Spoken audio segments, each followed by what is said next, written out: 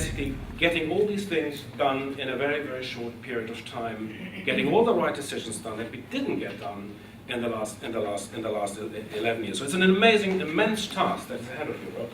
Europe is going to have to quintuple its immigration rates in order to fuel the kind of growth that it needs. Those are remarkable numbers. And so I think a lot of the key to Europe's future lies in people.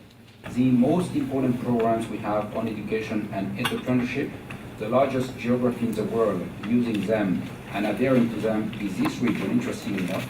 We have more than 3 million teachers in this region that have adhered to those programs on how to use the technology to make content much more interactive so that education is much more efficient. In agriculture, the irrigated area is still only about 40% of the total land under cultivation. So that's another area where there's a lot of investment which is going to happen. And I'm not getting into areas which this chapter refers to and which are very correct: education, health, and other social indicators. There's a lot of work to be done.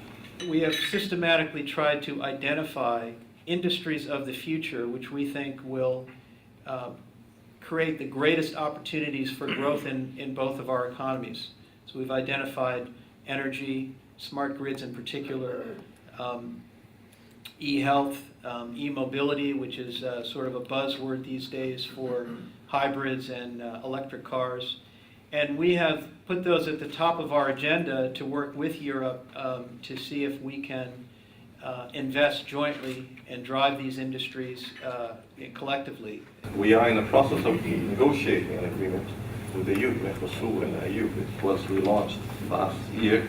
We're going to have a new round of negotiations in March. We have a chronology up to July. But it's a both way negotiation, of course. We expect that not only on the industrial services and investment side will be progress, but also on the agricultural side, which is always complicated for Europe. The 800-pound gorilla in the room, which is who will share what portion of the adjustment which is required in terms of the current account imbalances. President Obama has advocated for more seats at the table of the G20, expanding the G20 from the G8, as has been mentioned, for an enhanced role for Brazil, for example, at the IMF, because we believe that if there are more voices at the table, we will all be buying into a rules-based trade agenda, which is good for everyone.